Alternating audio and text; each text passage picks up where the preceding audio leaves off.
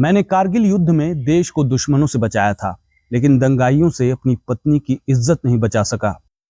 ये शब्द मणिपुर में भीड़ के यौन उत्पीड़न का शिकार हुई एक पीड़िता के पति के हैं। वो असम राइफल्स में सूबेदार थे।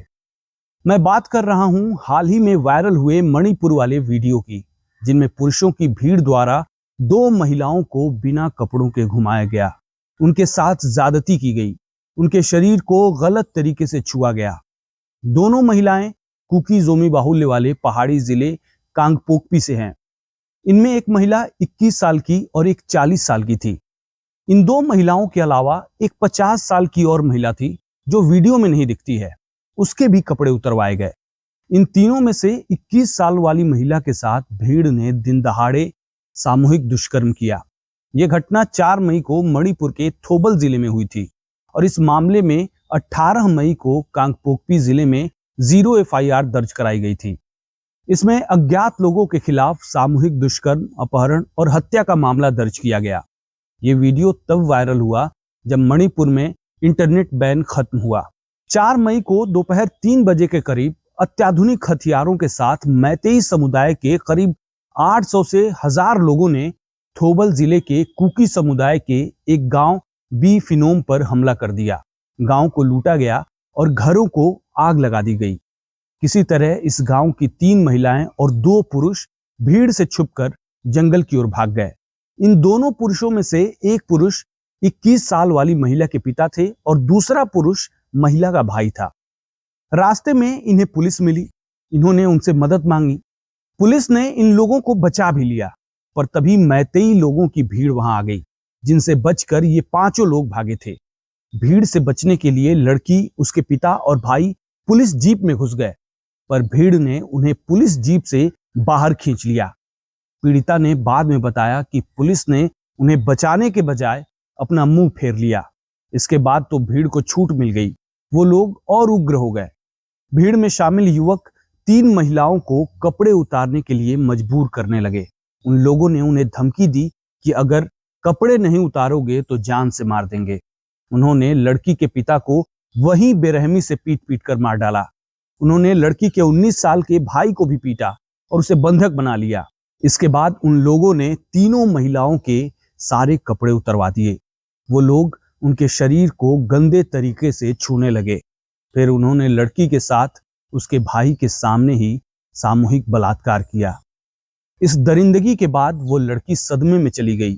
जब भाई ने अपनी बहन को बचाने की कोशिश की तो उसे भी उन लोगों ने जान से मार दिया। वो भीड़ महिलाओं के साथ की गई दरिंदगी की वीडियो बनाती रही, जो आज पूरी दुनिया के सामने है। बताया गया कि मैतेई समुदाय की भीड़ ने यह दरिंदगी बदला लेने के लिए किया था। पॉलीथीन में लिपटी एक लाश की तस्वीर इंटरनेट पर इस दावे के साथ फैलाई गई कि चूड़चंदपुर में कुकी समुदाय के लोगों ने मैतेई समुदाय की लड़की का सामूहिक दुष्कर्म करने के बाद हत्या कर दी है।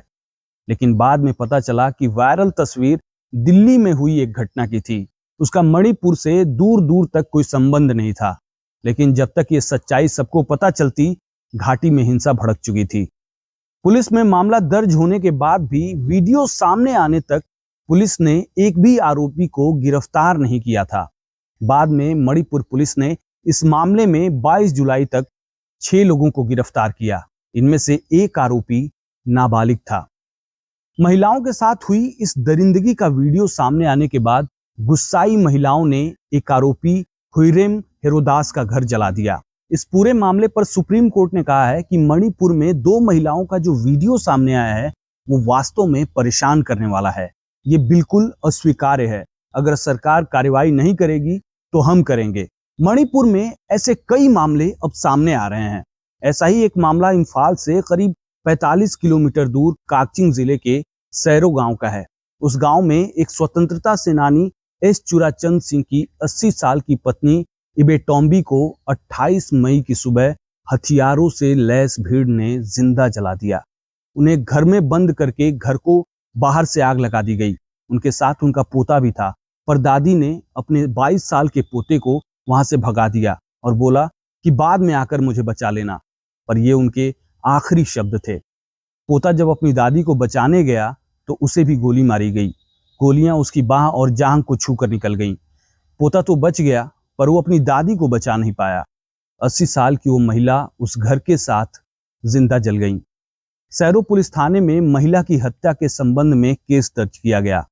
मैतेई समुदाय के स्वतंत्रता सेनानी एस चुराचंद सिंह को पूर्व राष्ट्रपति एपीजे अब्दुल कलाम ने सम्मानित किया था। सैरो सबसे ज्यादा हिंसा से प्रभावित गांवों में से एक था।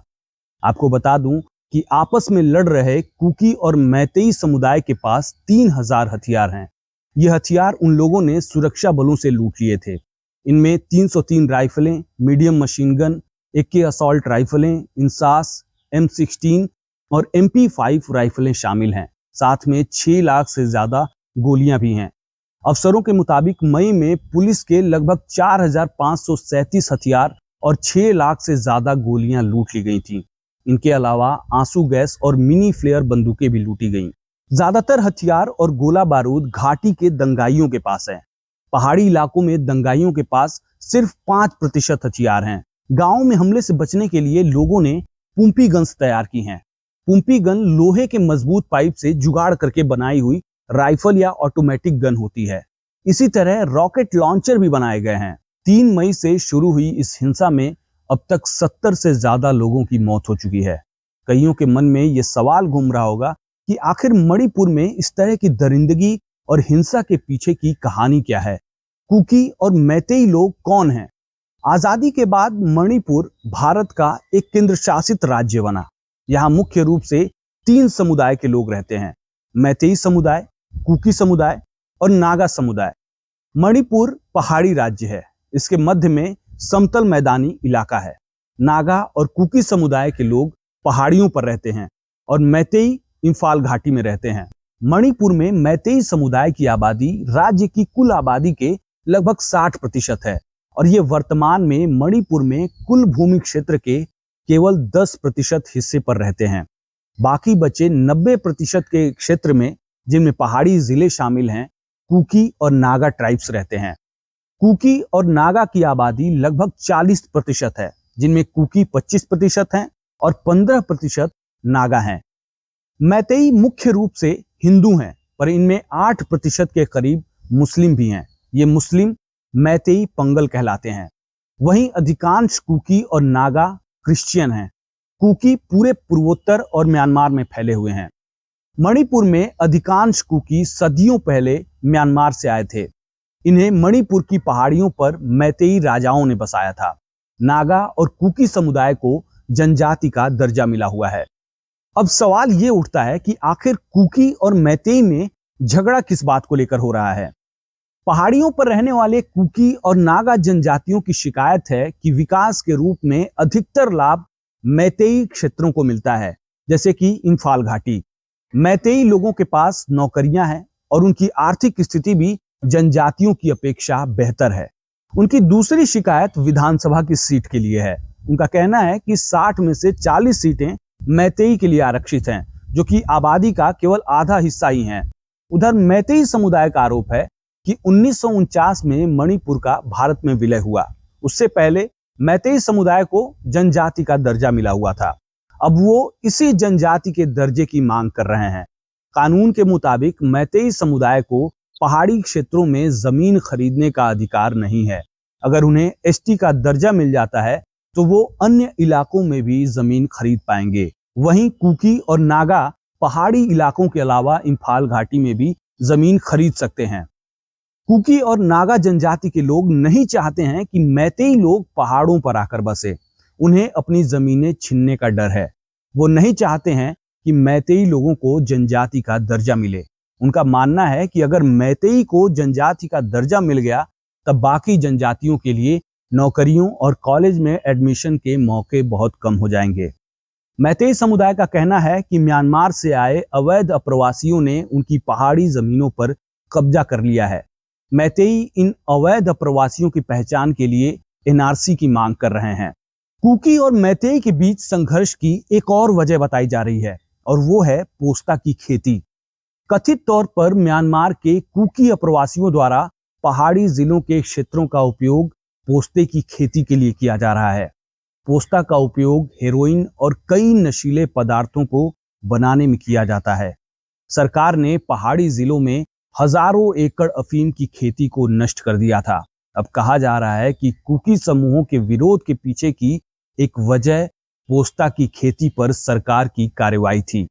हालांकि कुकी समूहों का कहना है कि उन्हें गलत तरीके से दोषी ठहराया जा रहा है। मैतेई समुदाय ने एसटी दर्जे के लिए साल 2012 में हाईकोर्ट का दरवाजा खटखटाया था और तब से ये मुद्दा पेंडिंग था।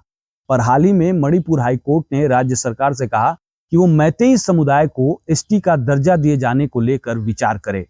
कोर्ट ने इस पर केंद्र सरकार की भी राय मांगी थी।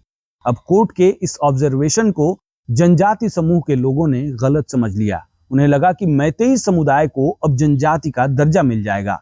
इसी के विरोध में जनजाति समूहों ने 3 मई को इम्फाल से करीब 65 किलोमीटर दूर चुराचांदपुर जिले में आदिवासी एकजुटता रैली आयोजित की।